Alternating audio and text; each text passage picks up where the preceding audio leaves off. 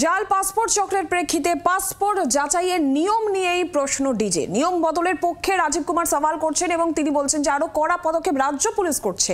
তবে বিদেশ মন্ত্রকের নিয়মের ফাঁকফোকর দূর করতে সংশ্লিষ্ট মন্ত্রকে রাজ্য পুলিশের পক্ষ থেকে চিঠিও পাঠানো হয়েছে। আমরা এই বিষয় নিয়ে আরো তথ্য নেব। আমাদের অপর প্রতিনিধি রাজীব চক্রবর্তী এই মুহূর্তে টেলিফোন লাইনে রয়েছেন। প্রতিনিধি রাজীব, দেখো, পাসপোর্ট তৈরির বর্তমানে যে নিয়ম রয়েছে সেই নিয়ম একাধিকবার বদল হয়েছে, সংস্কার হয়েছে একটি আইন, এবং এই আইন সংস্কার করার পরে বর্তমান যে আইন রয়েছে তাতে কেউ একজন পাসপোর্টের আবেদন করলে তাকে যে সংশ্লিষ্ট নথি বা তথ্য দিতে হয়, জন্মের শংসাপত্র, school leaving certificate, driving licence, PAN card, Aadhaar card, এইসব তথ্য তাকে দিতে হয় এবং অনলাইনে আবেদন করা যায় সেই সব তথ্যের প্রতিলিপি নিয়ে এবং ফর্ম নিয়ে তাকে যে পাসপোর্ট সেবা কেন্দ্র সেখানে যেতে হয়।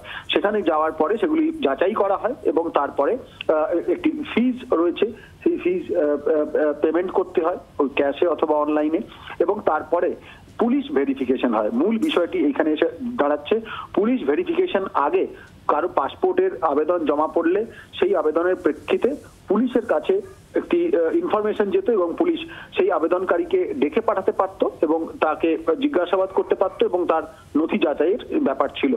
বর্তমান আইনে বলা হয়েছে পুলিশ কোনোভাবেই আবেদনকারীকে ডেকে পাঠাতে পারবে না, বরং তার দেওয়া তথ্যগুলি তারা যাচাই করবে, যে আবেদনকারী তার বাড়িতে গিয়ে পুলিশ যাচাই করবে এবং কোথাও যদি সব ঠিকঠাক থাকে তাহলে অতি দ্রুত সেই তথ্য জানাতে হবে পাসপোর্ট সেবা কেন্দ্রকে।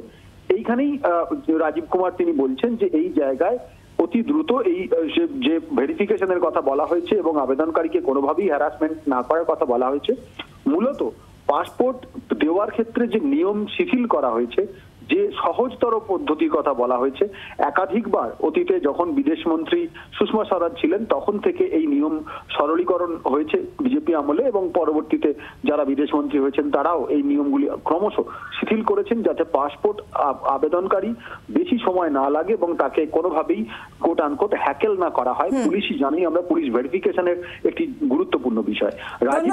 রাজীব, প্রাক্তন পুলিশ কর্তা সত্যজিৎ বন্দ্যোপাধ্যায় এই মুহূর্তে আমাদের সঙ্গে টেলিফোন লাইনে রয়েছেন। সত্যজিৎ বাবু, রাজ্য পুলিশের ডিজি রাজীব কুমার তিনি এবার এই যে পাসপোর্ট যাচাইয়ের নিয়ম সেটা নিয়ে প্রশ্ন করছেন, এই নিয়ম বদলের পক্ষে সওয়াল করছেন। তিনি বলছেন যে বিদেশ মন্ত্রকের নিয়মের যে ফাঁকফোকর সেটা দূর করতে হবে, সেই দূর করার জন্য সংশ্লিষ্ট মন্ত্রকে রাজ্য পুলিশের পক্ষ থেকে চিঠিও পাঠানো হয়েছে।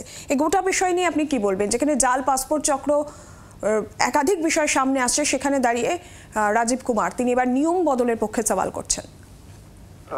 দেখুন, কি কি নিয়ম বদলের জন্য করেছেন সেটা আমি জানি না কিংবা শুনিনি, কিংবা কেউ জানে না যে কি কি নিয়ম বদলের জন্য উনি সুপারিশ করেছেন। এতকাল ধরে এই নিয়মটাই চালু ছিল, যে নিয়মটা বর্তমানে আছে আর কি, যেখানে হচ্ছে পাসপোর্ট একটা পোর্টালে অ্যাপ্লিকেশন করার পরে সেখানে একটা ছোটখাটো পাসপোর্ট অথরিটি একটা এনকোয়ারি করে, তার ডকুমেন্টারি এভিডেন্স গুলো নেয়, রেসিডেন্সিয়াল সার্টিফিকেট, আধার কার্ড, প্যান কার্ড এবং স্কুল লিভিং সার্টিফিকেট সবগুলোই না হয়, ভোটার কার্ড। তারপরে তাকে লোকাল পুলিশ থেকে একটা এনকোয়ারি করানো হয়। লোকাল পুলিশ এনকোয়ারিটাকে আমরা বলেছিলাম, আমরা যখন রেগুলার সার্ভিসে ছিলাম আমরা তখন বলতাম অফিসারদেরকে যে বাড়িতে গিয়ে আপনারা এনকোয়ারি করবেন, বাড়িতে গিয়ে স্পট এনকোয়ারি করবেন, বাবা মাকে আলাদা করে জিজ্ঞাসা করবেন। লোকাল যেই বাড়িটা তার বাঁদিকে 4টে বাড়ি, পেছনের দিকে 2টো বাড়ি, ডান দিকে 4টে বাড়ি, এই প্রত্যেকটা বাড়িতে এনকোয়ারি করতে হবে যে এই লোকটা কতদিন ধরে এখানে আছে, কারা, তার বাবা মা কে, সত্যি আছে কিনা। যদি মারা গিয়ে থাকে তাহলে ডেথ সার্টিফিকেট ইস্যু করা হোক, সেই ডেথ সার্টিফিকেটের কপি জেরক্স সেগুলোকে দেখানো। এই প্রত্যেকটা এনকোয়ারি যথোপযুক্ত করার দরকার আছে। একটা চক্র যে গড়ে উঠেছে এটা তো আপনাদের চ্যানেলেও দেখাচ্ছে, নানা জায়গা থেকে শুনতে পাচ্ছেন যে বাংলাদেশ থেকে আসা মাত্রই তাদেরকে এখানে বসিয়ে দেওয়ার জন্য তাদেরকে এখান থেকে পাকাপাকি নাম টাম চেঞ্জ করে দরকার হলে তাকে এখান থেকে বসিয়ে দেওয়ার জন্য তারা ব্যবস্থা করছে এবং একটা প্যাকেজ টু করে নিচ্ছে আর কি। এত টাকা রেসিডেন্সিয়াল ফলস সার্টিফিকেট দিচ্ছে, যারা প্রধানরা রয়েছে স্কুল সার্টিফিকেট দিচ্ছে, হেডমাস্টার মশাইরা ফলস সার্টিফিকেট দিচ্ছে। এইগুলোকে বদলের জন্য আরো বেশি কম্প্রিহেনসিভ রিপোর্ট দরকার আছে, এটা আমরা আগে থেকেও বলেছি, এখনো বলছি। এবং যারা এর জন্য রেসপন্সিবল দায়ী তাদেরকে ক্রিমিনাল কনস্পিরেসি কেসে নিতে হবে এবং তাদেরকে অ্যারেস্ট করতে হবে। কেন তারা এইসব জালি সার্টিফিকেট ইস্যু করেছে, কেন তারা সেই যেই হোক না কেন, সে যদি পঞ্চায়েত প্রধান হয়, সে যদি এমএলএ হয়, যদি কাউন্সিলর হয়, যেই হোক না কেন, তাদেরকেও অ্যারেস্ট করতে হবে যে এইসব জালি সার্টিফিকেট দিল কিভাবে। এই প্রত্যেকটা জিনিস কনসিডারেশন জোনের মধ্যে আনা দরকার আছে বলে আমার মনে হয়।